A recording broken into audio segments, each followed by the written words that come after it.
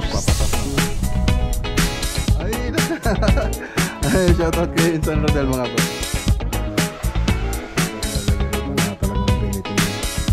Tayo titingnan.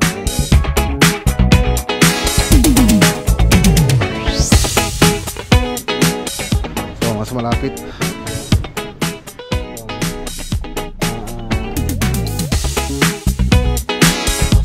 Project. So, sabi ko nga kanina. Tapos, up here.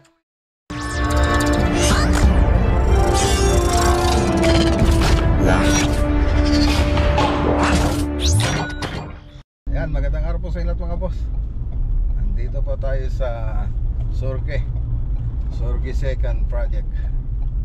So update po natin yung project natin dito. Sorge second. Wala tayong pagparkingan dito Wala tayong pagparkingan. Punta na tayo sa kabila. Okay.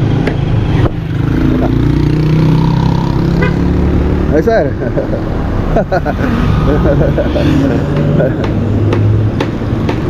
Kasi ano yung pisa natin. Okay. So ito yung project natin mga boss, i-update po natin. Sorge second, 2-story mixed use commercial and residential building. Sorge second, kami ng Tarlac project. Ay daming ano, daming sasakyan. Lipat tayo sa kabila. Ay, dami pa rin, mamaya na.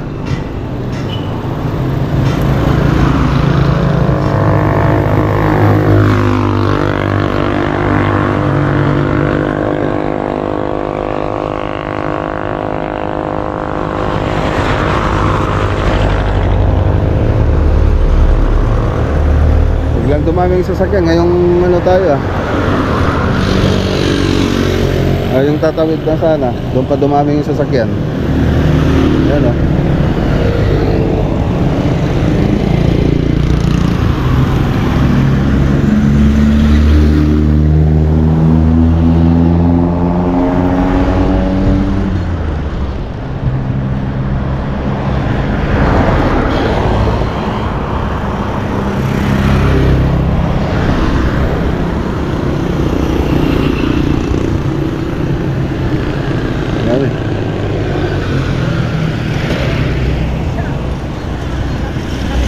okay, wala na.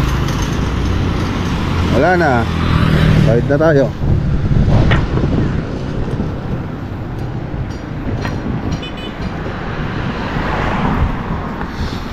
Siyempre, bago tayo nag-umpisa rito, mayroon tayong kumuha po tayo ng permit ng demolition permit. Siyempre, building permit din. Yan.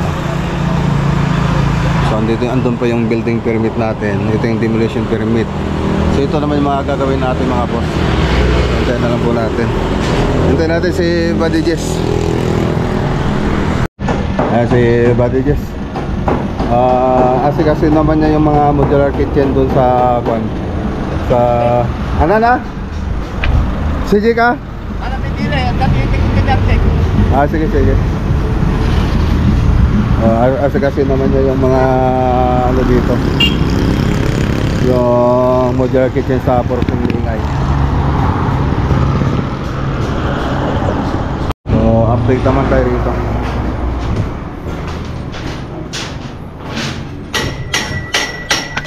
Okay. Ayun. Nakapag-column na tayo. Ngayon gano'n na tayo. Re-ready po natin mga biga. So steel deck din yung gagamitin natin dito. Confirm nga natin kay Foreman. Ayan okay na, yung mga poste na tayo. Poste. Puro poste ditong banda, open ditong banda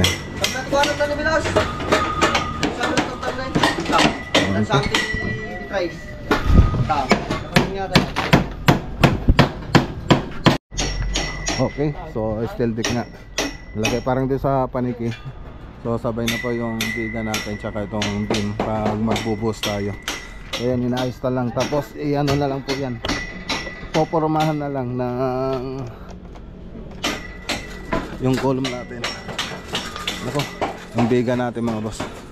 Sige, nanuntog ako dun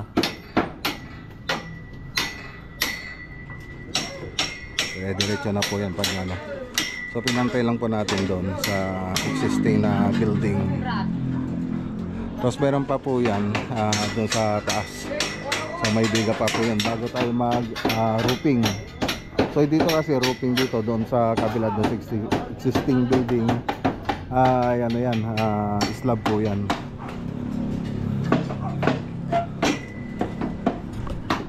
So yung ginawa na po natin dito, siyempre okay tayo ng foundation, inayos na po natin yan lahat. So naglagay tayo ng tie beam, grid beam, tapos slab siyempre, tapos buhos na po yan dito sa may parting likod natin, buhos na po yan, pati dun sa septic tank nakabuhos yan, pati yung flooring. So pati yung mga sanitary yan nakaayos na rin naman na po. So yan, pagkatapos natin mabuhusan ito, dire-diretso na po ito mga boss. Dire-diretso na po tayong mag-hollow blocks. Mas mabilis na yun pag nakapag-buhos na po tayo ng beam tsaka slab. Tapos papatas na tayo, CHB laying. So meron pang hallway dyan sa taas, tapos mga bintana, may bintana. So ganun po yung mangyayari yan. Tapos doon banda, open area po yun. So hanggang sa taas. So ganun po siya. Dito po yung hagdanan papunta sa taas. Alright. So makikita nyo po yan pag nakapag tayo, CHB. Doon yung makikita yung mga yung nito, yung itsura nito. So ngayon kasi puro kalansay pa lang. Okay, so tara na. One helmet yaw. Mati ka nag-helmet. Apa one helmet ito ya?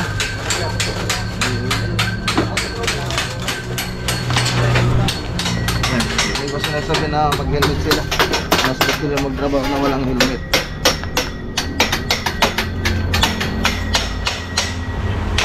Ay, hindi ko lang pumasok ngayon. Ay, 10 po silang pumasok.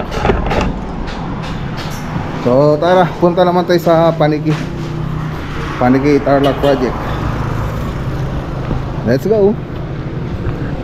Okay, so ayan, dito na po tayo sa Paniki Tarlac Project, Green Meadow Subdivision. Ayan, shoutout kay Ma'am Kay tsaka kay Sir Junior Park. Okay, so update po natin yung project dito. So malapit-lapit na to mga boss.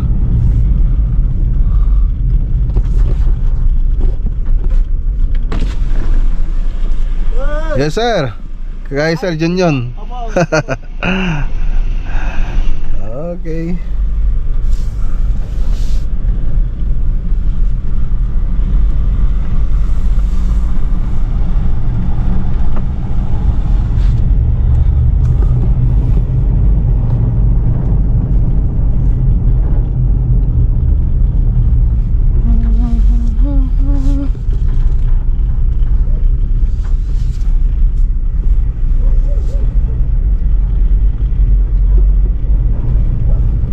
Sa Malacampa project mga boss, stop po muna tayo ron. Last na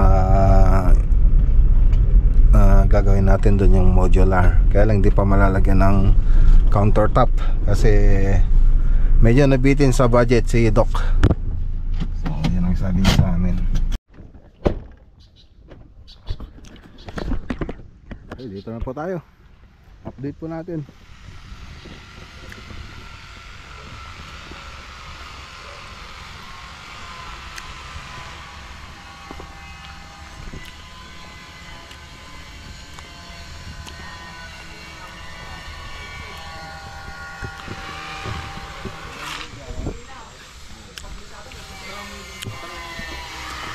Wala yung septic tank.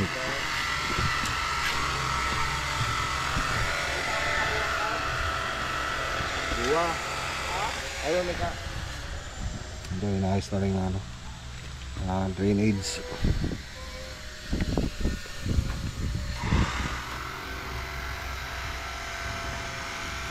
Yan, malalagyan pa kasi ng garahe ito mga boss. Garahe, tapos mga canopy sa gilid ng building. So, tingnan natin.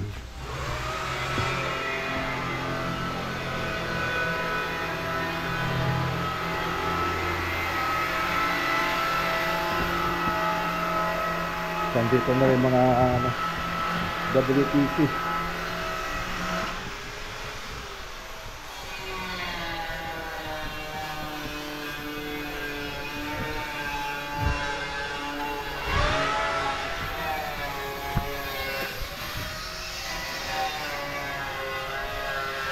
Alright. Ayan, oh. Okay na. Hanggang punta na nga tayo rito.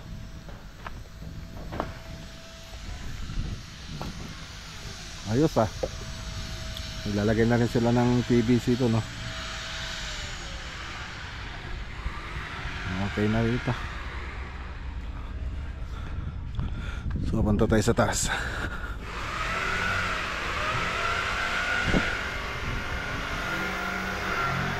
So dito okay na yung kisame rito. Pwede ng pinturan to. Manhole. So andito yung manhole. Tapos dito, so yung mga accessories na lang kulang dito. Ganda ng drainage. So may shower. Okay. So dito okay na rin dito. Tapos yan. So lalagyan pa po ng ano yan, pa-primeran pa.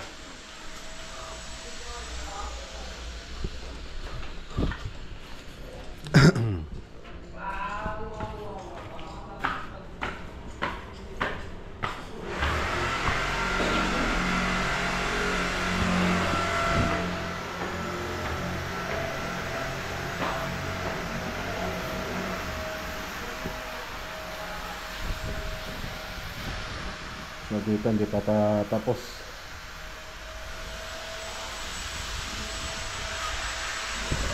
So wala lang cornisa. Wala lang po itong cornisa. So hindi na po ito lalagyan ng cornisa.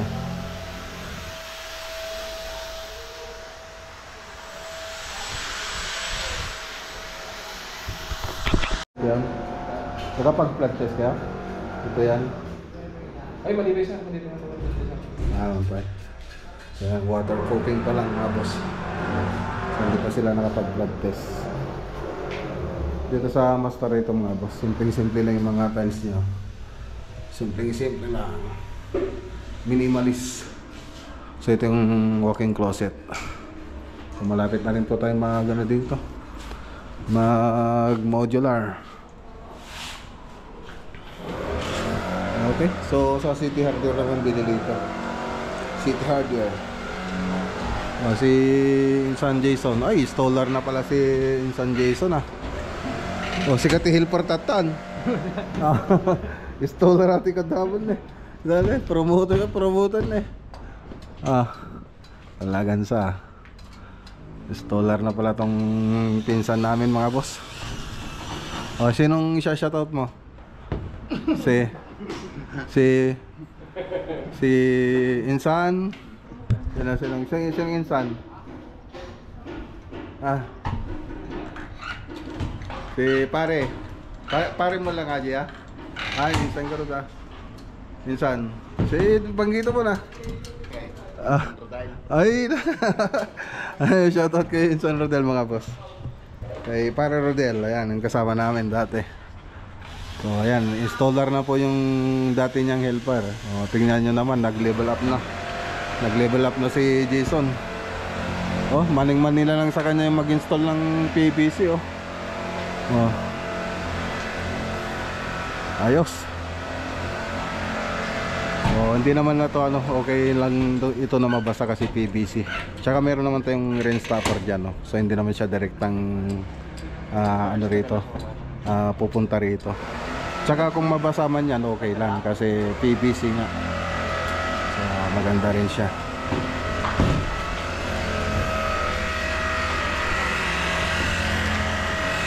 So ito yun.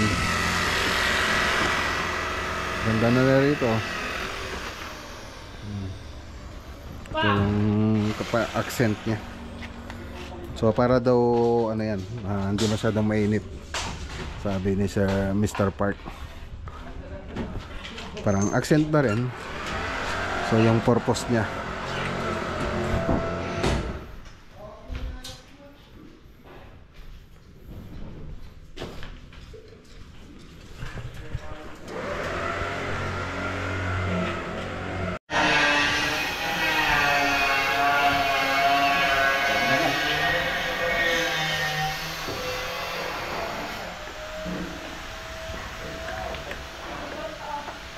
Ngayon na lang, isang liters to pare. Ito pare.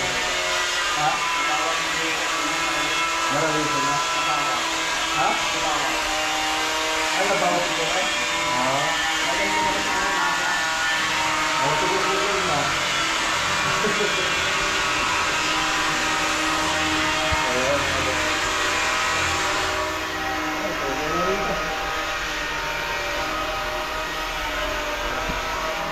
Panel box na lang ayusin. Mga panel box yan. Ito yung panel box yan. May para sa solar, saka dun sa main electricity na galing sa Tarelco. Textured po yung paint na ito, yung wall nya. Okay, so ito yung fire exit. Fire exit. Nakakatakot po mag-ano rito ah.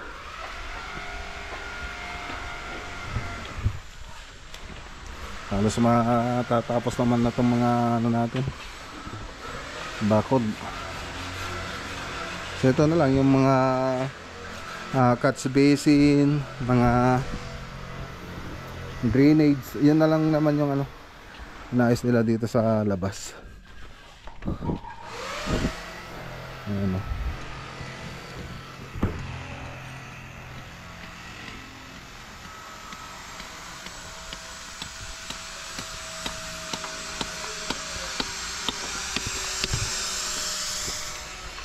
Bagam na dagin to ah. Awan? Baka dagin to ka. Hello ka lang. Tatanong ko kung may ginto. Ay nakakonekta naman po yan dito sa ano, dito sa kanal. Ayan na. Ayan, ganda na. Gawa nga tayo ng reels bago tayo ano, bago tayo umalis. Concrete stampa po pala dito sa may garahe, tsaka hanggang doon. Yun, doon sa ayun, nakikita niyo mga boss, hanggang dyan. Tapos tiles po yun. Tapos ano na yan, ano na yan, soil na yan, yung lupa na yan dyan banda. So dito rin, ganito rin dito. So ito tiles din po yan, nalalagyan ng tiles yan. Punta natin mga boss.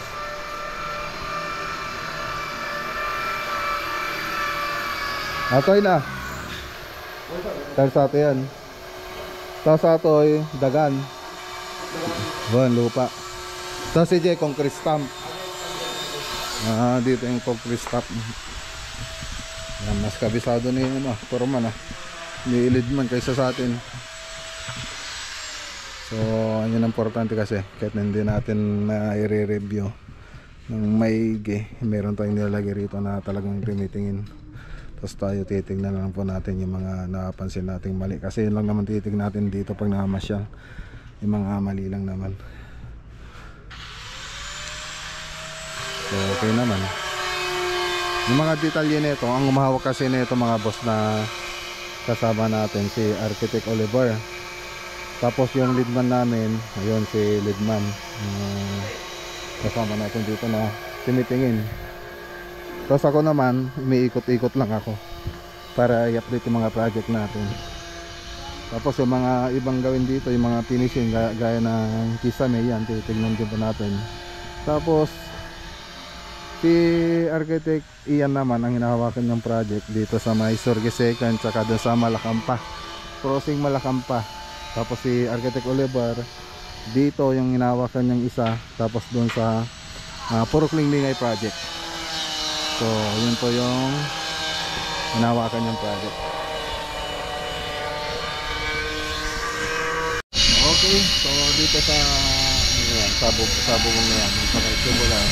So yung magiging roofing niyan ay polycarbonate. Tapos saka solar power na po to. So hybrid solar power. Yan. Kaya pala sa mga gusto maglagay ng solar panel, so ayan, lalagay ko lang dyan sa screen yung FB niya. So kaling gusto niyo magpakabit. So inquiries, diyan lang po kayo mag-inquire. Okay? Let's go. Okay, so tara na. Daan natin si Mrs. sa Hirona sa may BDO. So bili po tayo ng materialis. Kasama siya. Let's go. Ano, dito tayo sa City Arter. Kasama natin si Mrs. May bibilin lang tayong konting ano rito, materialis. Ano, bumili po tayo ng mga paint brush, roller brush para sa pintura at mga boss. Basahin po natin mamaya kung magkano. So bayaran muna natin. Okay, so yung mga boss, ito yung binili natin, ito para sa saan ba to? Ano mas konti? Sa Badok ito. So Tacoma for drywall, 3 pieces for drywall. Yung ano to, yung hawakan ng ano na something pay, something pay para sanda, 3 pieces, 384. Red na ano ba to? Tacoma rin, 1 piece. Yun din yung mas maliit pala to, 65. Tapos yung roller brush na 2 piraso, so 36 pa yung maliit. Tapos yung 5 malaki, 34 pa yung bati sa 170. Tapos 2mm white, 3 pieces, ano ba to, 195. Puro brush ito, 198. So 1 set, 198 yung roller brush, yung ano to, roller brush. 1 set pala to yung ano with tray, 195. Yung ano, yung roller, BB roller, tapos with tray, 195. So tatlong laman nun. So 1 set na foam set, yung baby roller na foam, so 198.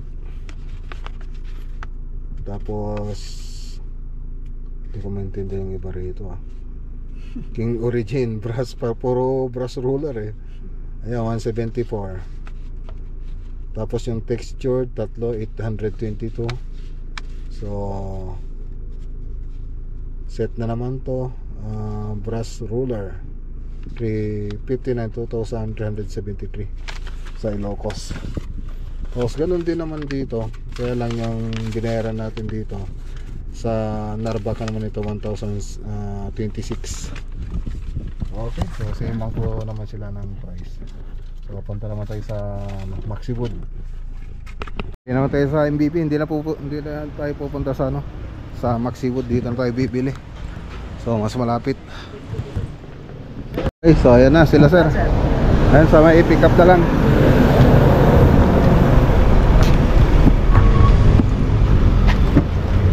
Ayun.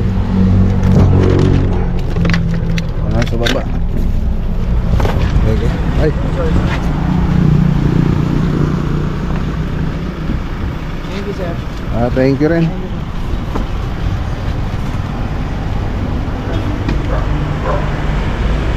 Okay, sa baba na lang yan. Okay. Thanks.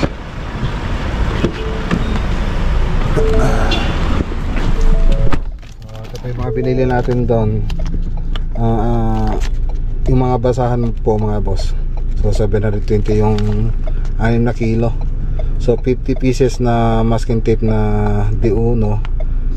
So 2,000 po yon. Tapos 100 na liha na 120 yung grip niya. So 1,000 po yon.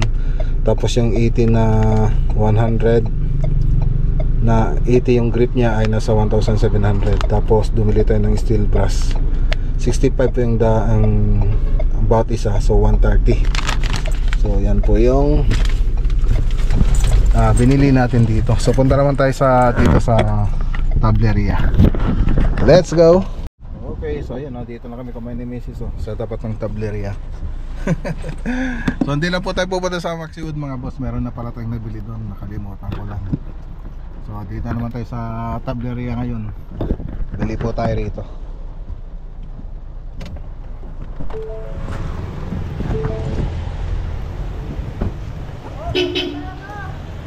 Okay lang.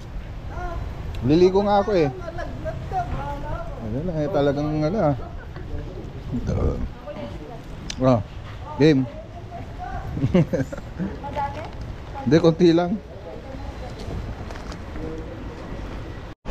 Okay, so ayan oh. Hindi, ganun mo na rin. Ganun. Okay lang yan kasi matataman naman yan eh. Ayan. Para matibay. Matibay. So ayan. Matibay. Okay. So gypsum board 10 piraso na mm. So pupunta po ito doon sa ano mga boss, sa Ilocos Sur. So ayan. So meron po tayong mga gypsum board doon sa Ilocos Norte. Ilalagay po natin yan sa Ilocos Sur. Ayan. So ito na lang yung kulang doon. Kasi yung sa may Ilocos Norte, PVC na lang daw ilalagay. Kaya yung mga gypsum board doon, ililipat natin dito sa Ilocos Sur. So sa mga garahe po yun, ilalagay sa garahe, mga PVC. Gypsum board yung naka-coat doon. Oops, wag masyado kasi alam nyo na, may ano dyan, matatama mo yung ano, mababasa yan. Okay, balot na. Ayos. Penoy na yan. Penoy na yan. Bali, additional ito ng penoy. Ano? Nang 4 na jointing. Okay na? Sabihin ko doon. Okay. Okay, so ito pa yung mga binili natin, 10 pirasong gypsum board. So 4,200, so 420 ang isa. So dalawang premium cornice, so 1,300 po yung dalawa. Na may ambulansya. Tapos dalawang premium jointing, 1,400 po yung dalawa. So ibig sabihin 700 po yun. Tapos 1 kilong concrete nail yung tiny, 290. Tapos GI wire na suspension rod, so 10 kilo, so 85 po yung bawat kilo nun. Kaya 850 ang isang po. So kumuha rin po tayo ng 4 pa na jointing additional, kaya lang hindi na po nalagyan ng dito ng resibo. So 4 po yon. So ang bawat isang jointing nasa 700. So 4 times 4 na lang mga boss. Okay. So yung mga pupuntang ano po doon mga boss, gypsum board ay manggagaling sa Ilocos Norte project. So sabi ko nga kanina, yung garahe, mga terrace, balcony ng Ilocos Norte project natin sa may Badok ay papalitan po natin ng PVC, yung nasa gitnang parte. So yung mga gypsum board doon ay ipo-pull out na po natin. So kaya ilalagay natin dito sa Ilocos Sur. So mabuti naman at babuti na lang, ayun yung mga boss, mabuti na lang at may umpisan tong project dito sa Ilocos Sur. Doon pupunta yung mga gypsum board natin. So hindi na natin iuwi sa Tarlac. So layo sana no mga boss. So buti nila may umpisan po tayo doon. Alright. So naka-ready na lahat ng mga materialis natin. So yung mga tropa na lang ang hinihintay natin. Tapos magre-rent na lang po tayo ng truck na gagamitin pang-deliver ng mga materialis doon. So Huwebes o kaya Biyernes, biyabiyahin na po tayo. A few moments later. Okay, dito na tayo. So So pababa na lang natin mamaya yung mga materyales pagdating na JR. Hi! Hi. Hi. I love you. Hello! Hi! It's Papa. Hi, hello! Nawain kanina. Nakita mo na yun. Tita. Opo. Don.